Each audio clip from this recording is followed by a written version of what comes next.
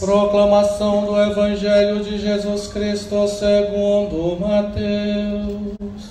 Glória a vós, Senhor.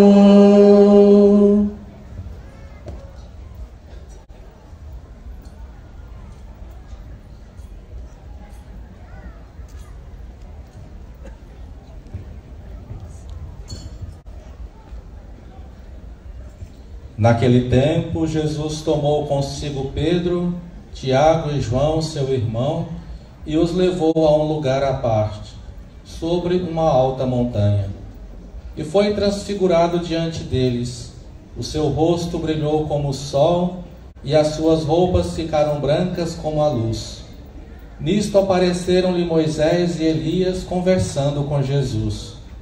Então Pedro tomou a palavra e disse: Senhor, é bom ficarmos aqui.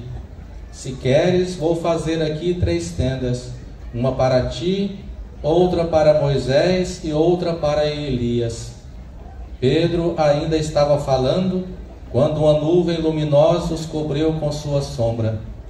E da nuvem uma voz dizia: Este é o meu filho amado, no qual eu pus todo o meu agrado, escutai-o. Quando ouviram isto, os discípulos ficaram muito assustados e caíram com o rosto em terra.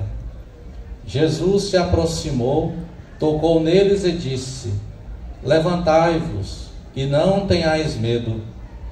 Os discípulos ergueram os olhos e não viram mais ninguém, a não ser somente Jesus. Quando desciam da montanha, Jesus ordenou-lhes: Não conteis a ninguém esta visão, até que o Filho do Homem tenha ressuscitado dos mortos. Palavra da salvação. Glória a vós, Senhor.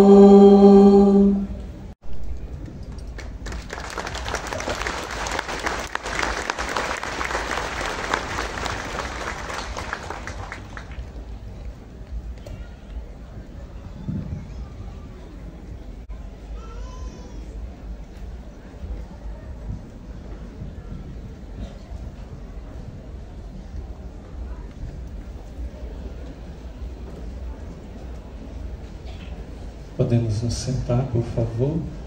Reverendo Padre Éder, pároco da Paróquia Santa de Virges, Padre Celismar, da Diocese de Goiás, querido diácono João Batista, queridos festeiros, queridos ministros, acólitos, coroinhas, queridos irmãos e irmãs aqui presentes, queridas crianças, os que nos acompanham através das redes sociais, louvado seja nosso Senhor Jesus Cristo. A nós descer divina luz, a nós descer divina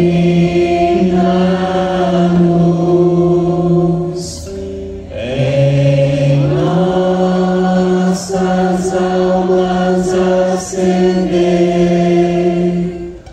o amor de Jesus. Em nossas almas acender o amor de Jesus. O mundo inteiro está celebrando a JMJ, a Jornada Mundial da Juventude em Portugal. O mundo católico está celebrando o ano vocacional e nós estamos no mês de agosto, mês das vocações. Próximo domingo, dia do Padre, que foi dia 4, mas celebramos no domingo para celebrar com as nossas comunidades. Depois, dia dos Pais e Semana Nacional da Família. Depois teremos o dia dos religiosos, religiosas, consagrados.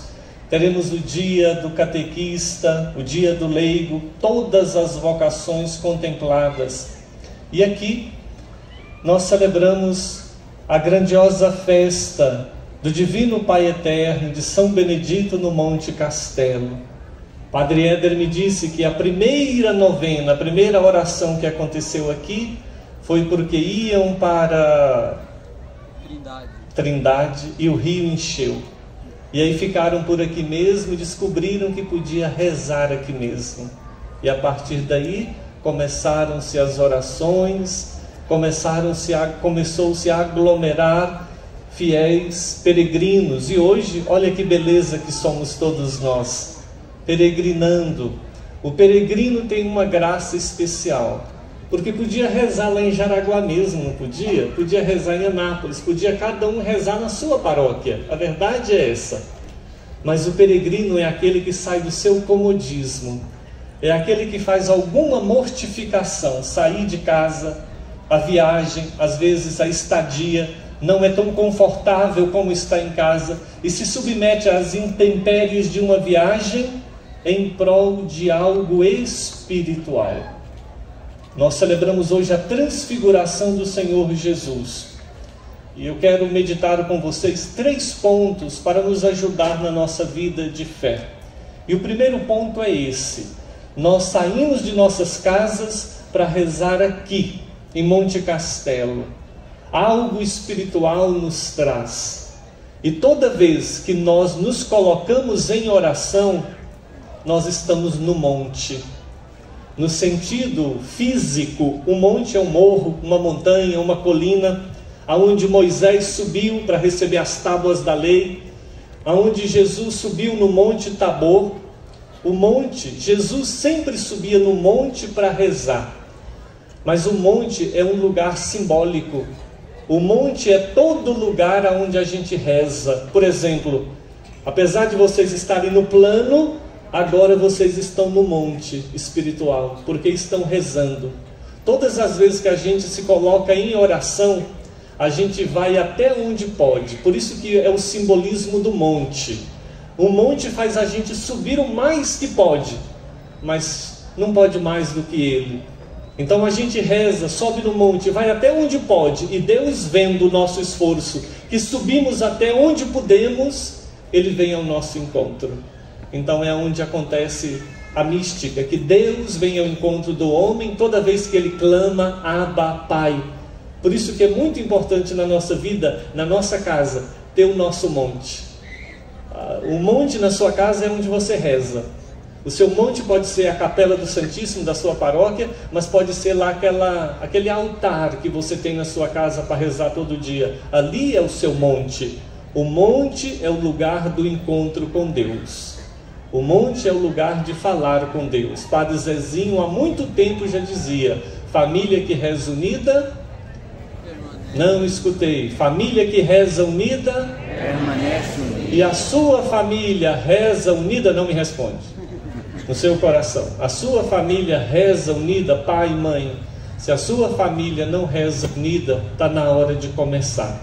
Se você não reza junto com o seu cônjuge, está na hora de começar a rezar junto. Porque Pedro vai dizer: o demônio está como um leão a rugir, procurando a quem devorar. Resistir-lhe firmes na fé. Então a família ela tem que rezar unida. O casal tem que rezar unido. Família que reza unida permanece unida, porque ali prevalece a graça e a força de Deus. Então, se não tem esse costume, comecem a tê-lo, porque não adianta, gente, a gente trazer um tercinho no retrovisor do carro, ou no bolso, ou na bolsa. Não adianta fazer uma peregrinação uma vez por ano, se no dia a dia a gente não tem aquela constância de busca a Deus. Entende? Não adianta você tratar sua esposa bem uma vez só no ano. Ela quer que você a trate bem todo dia, da manhã até a noite, e vice-versa. O marido também quer ser tratado bem todo dia. Assim também o nosso coração com Deus. A oração, ela nos fortalece. A oração nos faz desejar as coisas do alto. Por isso que o peregrino, ele é diferente do turista. Às vezes pode ter 2 pessoas que fizeram uma peregrinação à Aparecida do Norte. Vamos falar lá, porque lá tem um monte de coisas para comprar também. Então tem gente que vai para fazer compras. no mesmo ônibus, e tem gente que vai para visitar a Mãe Aparecida e rezar. Então percebe que no mesmo ônibus que é para peregrinação, pode ter o turista e pode ter o peregrino. E na nossa vida nós não podemos viver só como turistas. Nós temos que ser mais peregrinos do que turista. O peregrino traz coisas espirituais para a sua casa. O turista, ele só leva coisas materiais. E as coisas materiais passam. E as coisas espirituais permanecem. Por isso que a oração da coleta da igreja diz: dai-nos, Senhor, sabedoria, para que, vivendo entre as coisas que passam, saibamos abraçar as que não passam. Muito bem. Segundo ponto. Jesus subiu com os discípulos no Monte Tabor, o monte de oração, para rezar. E chamou Pedro, Tiago e João. Jesus tinha um carinho especial por esses três. E ali transfigurou-se diante deles. Vocês já viram que se a gente pega um ferro e coloca ele no fogo, pouco a pouco ele vira o quê? Brasa, fica vermelhinho como uma brasa. Assim Jesus, quando está diante dos discípulos no Monte Tabor, ele revela quem ele é verdadeiramente. Ali a graça de Deus mostra que aquele homem, Jesus, ele é Deus. E Jesus se transfigura. E eles veem então ali Moisés e Elias, e eles caem por terra. E quando desaparece a visão, Jesus vai lá e toca neles. E quando Jesus toca neles, eles se levantam. Irmãos, nós também, se nós estamos vivos, se nós existimos, é porque Deus tocou-nos com a sua graça. A vida é um dom, tudo que nós temos é dom, tudo veio de Deus. E assim, quando nós estamos diante de Jesus que se transfigura, ele tem uma intenção específica. Por quê? Porque ele vai ser crucificado, ele vai morrer, os discípulos vão se dispersar, eles vão desanimar, e Jesus se transfigura diante deles, para que na hora do sofrimento, eles se lembrem de quem é Jesus e não desanimem. Lembrem que tem algo a mais. Isso serve para a nossa vida. Jesus tocou neles, ele levantou. Todo aquele homem que é tocado por Deus nunca permanece no chão. Todo aquele homem que está morto pelo pecado mortal, mas ele se deixa tocar pelo sacramento da confissão e se arrepende, ele se levanta. Todo aquele que se deixa batizar, todo aquele que se deixa tocar pelos sacramentos de Deus, por mais que ele esteja no chão, ele se levanta. Essa é a graça de Deus. Nós vivemos tempos turbulentos, cada tempo tem a sua dificuldade. Jesus se transfigura para dizer: não desanime, não se entregue, não fique no chão, mas levante-se, porque Jesus me tocou. Ou seja, a esperança é Jesus, ele venceu a morte. Não tem nada neste mundo que Jesus não possa dar jeito. Ele deu jeito até na morte, porque morreu e ressuscitou. Muitas vezes nós não entendemos, mas sabe quando você está caminhando na rua e tem alguém que coloca uma tela de pintura branquinha na frente e pega o pincel e ele começa a dar umas pinceladas ali? Pois é, a gente não sabe o que o pintor vai pintar ali. A gente fica olhando as pinceladas. Tem alguém que fala, vai pintar o céu. Aí de repente ele está pintando água. E aí você fica naquela, você não sabe. Mas o pintor, por mais que não está na tela, ele já sabe tudo aqui na mente o que ele vai colocar na tela. Mas quem está olhando não sabe ainda, mas ele já sabe. Assim é Deus conosco. Deus, o plano dele para nós já é completo. Ele já pensou tudo para nós, do início ao fim, mas nós não sabemos. Mas ele já sabe. E ele veio para nos salvar, e ele se transfigura. E nós sabemos isso, porque Pedro, hoje na segunda leitura, está dizendo assim, olha, nós não estamos contando fábulas ou lendas, porque nós somos testemunhas oculares. Aquilo que nós estamos falando foi aquilo que nós vimos. Então, verdadeiramente, tudo que está na Bíblia foi o que os apóstolos testemunharam, para que nós acreditássemos que o Filho de Deus se fez homem, morreu na cruz, e morreu, mas ressuscitou, e todo aquele que nele crê viverá eternamente. Crês nisto? É o que Jesus pergunta a Marta, pergunta a Maria. E elas respondem: sim, Senhor, nós cremos. E aqui eu quero passar para um terceiro ponto que é muito importante para a nossa vida. Que é quando Jesus, transfigurando-se diante deles, pede para eles, né? Pedro fala: vamos fazer 3 tendas. Não, é preciso descer. Jesus se transfigura para que eles acreditem no reino dos céus. Então imagine que quem mora em Anápolis, quem mora em Taquari, quem mora em Itaguaru, quem mora lá em Jaraguá, ou seja, todos nós aqui, na sua casa, fala assim: olha, nós vamos para Monte Cristo, nós vamos para a festa do Divino Pai Eterno, nós queremos rezar lá. Mas a caminhada é longa, né? A caminhada é longa. Então aí de repente você fala assim: mas nós vamos caminhando, não de carro, nós vamos peregrinando, caminhando mesmo, para vir para cá para rezar.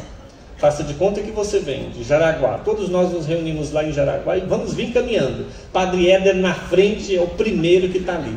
Mas aí você tem uma ideia.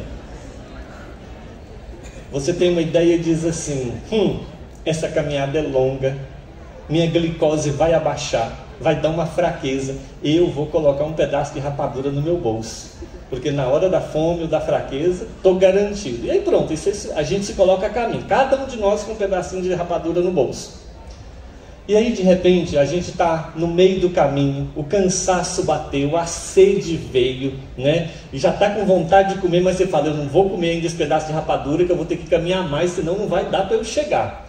Nisso chega alguém para você e fala assim: você está indo lá para Monte Castelo? Estou indo. Está cansado? Estou. Está com sede? Estou. Está com fome? Estou.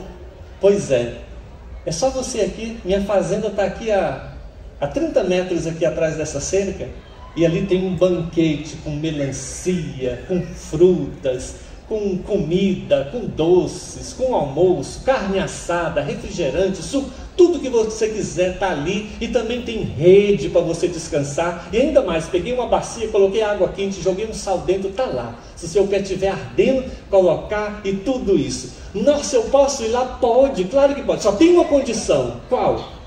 Você tem que me dar esse pedaço de rapadura que está no seu bolso. Não, esse pedaço de rapadura eu não te dou, não, é meu.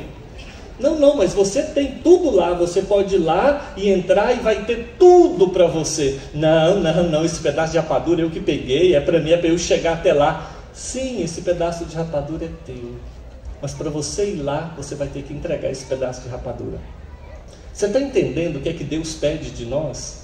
Ou seja, Deus nos promete, quando Ele se transfigura, Ele realiza para nós, mostra para nós que Ele é Deus, e que esse Deus preparou o reino dos céus, a eternidade para nós, para que a gente possa olhar esse mundo aqui, as coisas boas, porque o pedaço de rapadura também é bom, não é? Tem coisas muito boas que Deus nos dá, mas para que a gente chegue ao reino dos céus, nós temos que saber abrir mão de muitas coisas aqui, para poder chegar lá e valer a pena. Mas, por exemplo, a pessoa que fala assim: eu quero ir para o céu, mas viver do jeito que eu vivo é tão bom, né? Faço coisas erradinhas aqui e ali, dou uma pulada numa cerca aqui, outra acolá, ou meu namoro não é tão santo, ou eu estou me dando bem economicamente e estou passando o outro para trás, e é isso que está me ajudando.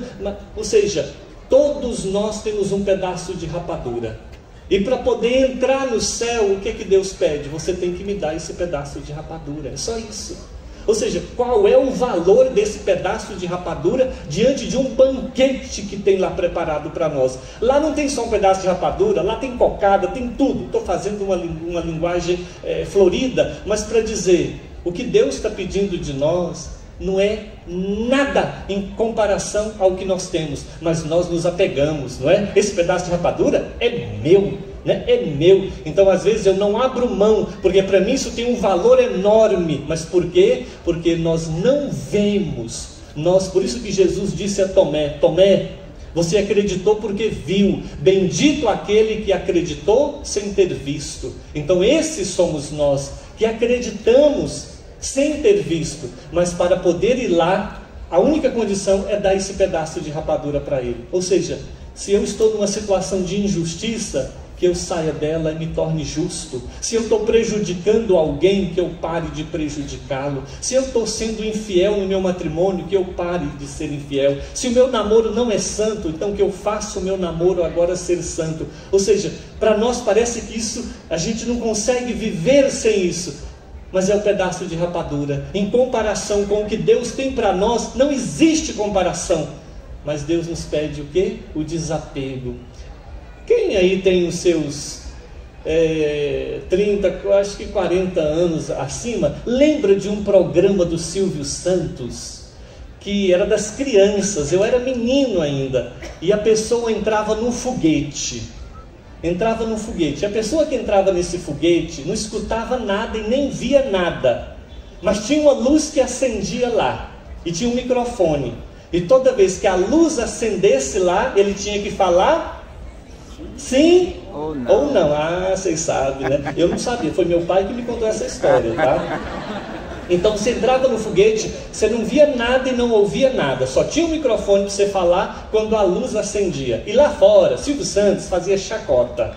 Ele falava assim, olha, aí chegava com um monte de presentes e falava, olha, aqui tem um carro, esse carro é seu. A pessoa não escutava, ele estava falando para a assembleia e para quem estava em casa. Esse carro é de fulano, e eu vou perguntar para ela, fulana, você troca esse carro 0 km por uma bicicleta usada? E aí a luzinha acendia, e ela falava, sim! E todo mundo, ah! Aí Silvio Santos falava, fulano, você tem essa bicicleta usada, você troca essa bicicleta usada por um caminhão novinho da Chevrolet. E todo mundo começava a gritar, sim, sim, para ver se ela escutava. Não escutava. E ela falava, sim! Aí todo mundo vibrava quando a pessoa ganhava. Aí Silvio Santos falava, fulana de tal, você tem um caminhão novinho, você troca esse caminhão por uma banana descascada, comida pela metade? E todo mundo, não, e ela, sim! E todo mundo,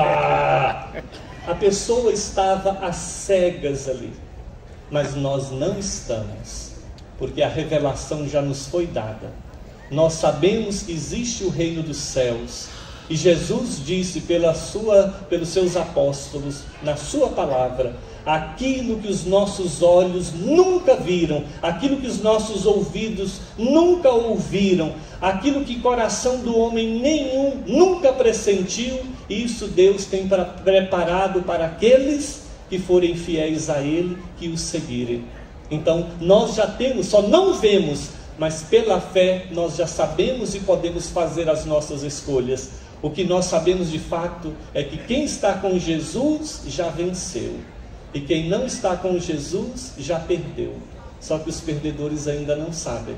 Mas estar com Jesus já é vencedor. Porque Cristo disse, todo aquele que crê em mim viverá eternamente. Por isso, irmãos e irmãs, é bom hoje, celebrando a transfiguração de Jesus, Jesus que se revela como Deus, para que os discípulos lembrem disso, e eles testemunharam para nós que existe um reino dos céus, que tem a vida eterna, que nós cremos em Deus, mas que para chegar lá a gente tem que dar o pedaço de rapadura. E aí, vai dar esse pedaço de rapadura ou vai ficar com ele? A escolha é nossa, a escolha é nossa. Lembra daquele rico opulento e Lázaro, quando morreram, e aí Lázaro no seio de Abraão, e o rico no inferno sofrendo, e o rico falou assim, Senhor, Abraão, manda Lázaro avisar meus irmãos, que eu tenho mais irmãos lá, para que eles mudem, para que não venham sofrer o que eu estou sofrendo. Qual é a resposta de Abraão? Eles têm Moisés e os profetas, que os escutem. Não, mas se mandar alguém lá, Lázaro, alguém que ressuscitou dos mortos, alguém que morreu, eles vão acreditar. Abraão fala, nem que alguém ressuscitasse dos mortos eles acreditariam. E é verdade, porque Jesus morreu e ressuscitou dos mortos e eles não acreditaram. E hoje nós somos também esse povo que temos a revelação diante de Deus, diante de nós. Mas tem as vozes do mundo também, tem o relativismo também, que está tirando Deus do coração das pessoas, tirando Deus das pessoas que não querem mais, que não estão mais levando a sério a missa dominical, não levam mais a sério a comunhão, não levam mais a sério as coisas sagradas. Então, o relativismo que está mudando o coração do homem e que está trocando Deus pelas coisas materiais. Irmãos e irmãs, celebrando a transfiguração de Jesus, subamos no monte e olhemos para o alto. Deus preparou o reino dos céus para nós, para que quando vier as dificuldades não desanime, pois quem perseverar até o fim será salvo. Vamos abaixar um momento a nossa cabeça, colocar a mão sobre o nosso coração, pedir a Jesus a graça de que tudo aquilo que me prende, esse pedacinho de rapadura que eu me apego a ele, porque é meu, para que eu saiba me desapegar de tudo que for necessário para chegar a Jesus, mesmo que doa, muitas vezes dói, mas vale a pena. Tudo que é bom na nossa vida foi com sofrimento e com esforço. Não é diferente o reino dos céus. Não é pela porta larga, é pela porta estreita. E a começar, que possa transfigurar o coração dentro da nossa família. Que cada um de nós possamos tratar melhor o nosso próximo. A começar no matrimônio.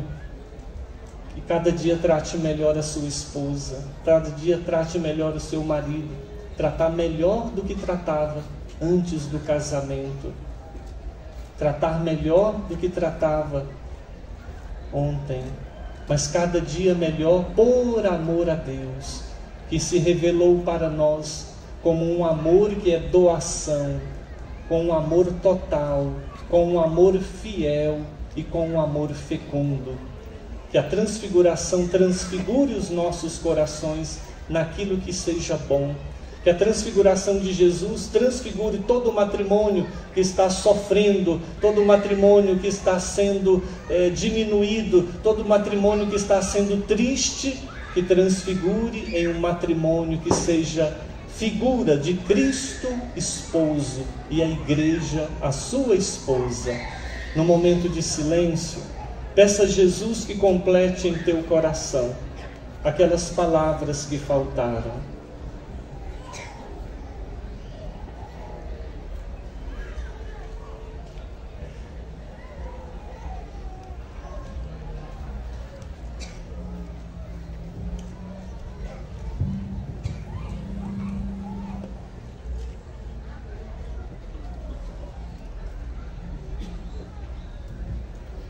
Fiquemos em pé, quem está sentado, e juntos professemos a nossa fé. Creio em Deus Pai Todo-Poderoso, Criador do céu e da terra, e em Jesus Cristo, seu único Filho, nosso Senhor, que foi concebido pelo poder do Espírito Santo, nasceu da Virgem Maria, padeceu sob Pôncio Pilatos, foi crucificado, morto e sepultado, desceu à mansão dos mortos, ressuscitou ao terceiro dia, subiu aos céus, está sentado à direita de Deus Pai Todo-Poderoso, donde há de vir a julgar os vivos e os mortos. Creio no Espírito Santo, na Santa Igreja Católica, na comunhão dos santos, na remissão dos pecados, na ressurreição da carne, na vida eterna. Elevemos a Deus as nossas preces.